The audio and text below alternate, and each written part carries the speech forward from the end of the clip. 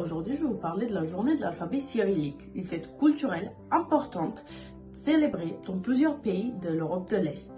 Cette journée rend hommage à l'écriture cyrillique, utilisée notamment en Russie, Bulgarie, Serbie ainsi que d'autres pays slaves.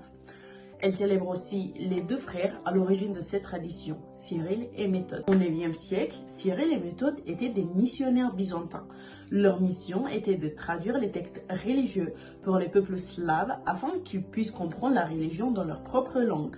Ils ont d'abord créé un alphabet qui se nommait glagolitique et puis plus tard, leurs disciples, ils ont développé l'alphabet cyrillique qui est inspiré des lettres grecques qu'on connaît déjà. Aujourd'hui, cet alphabet compte plus de 250 millions d'utilisateurs dans le monde entier, pas juste dans l'Europe de l'Est. On peut dire que l'alphabet cyrillique est très différent de l'alphabet latin que nous utilisons en français, mais il est aussi très similaire. Certaines lettres se rassemblent, mais ne se prononcent pas de la même manière. Ainsi que on a certaines lettres, par exemple la lettre A, qui reste le A, que ce soit en alphabet cyrillique ou en alphabet latin. Par exemple, la lettre B, elle se prononce comme un V. Et pour la lettre H, elle se prononce comme un N.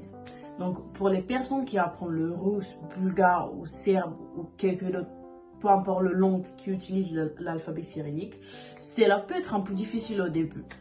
Mais cet alphabet permet aussi de découvrir une autre culture et une autre façon d'écrire. En fait, beaucoup de personnes trouvent les lettres cyrilliques belles et originales. Aujourd'hui, l'alphabet cyrillique, il est utilisé sur les téléphones, sur les ordinateurs, sur Internet tout simplement. On peut le voir dans le journal, dans les films, dans les jeux vidéo, sur les réseaux sociaux, partout. Et même avec la mondialisation, les pays qui utilisent cet alphabet continuent de protéger leur langue et leur identité culturelle. Un jour, si vous partez en Serbie ou en Bulgarie ou en Russie, vous verrez que tout est écrit en cyrillique, qu'on s'est adapté avec le temps, mais qu'on n'a pas laissé oublier notre propre alphabet et notre propre culture. Et en fait, cela montre que les traditions anciennes peuvent encore avoir une place importante, très importante même, dans la vie moderne.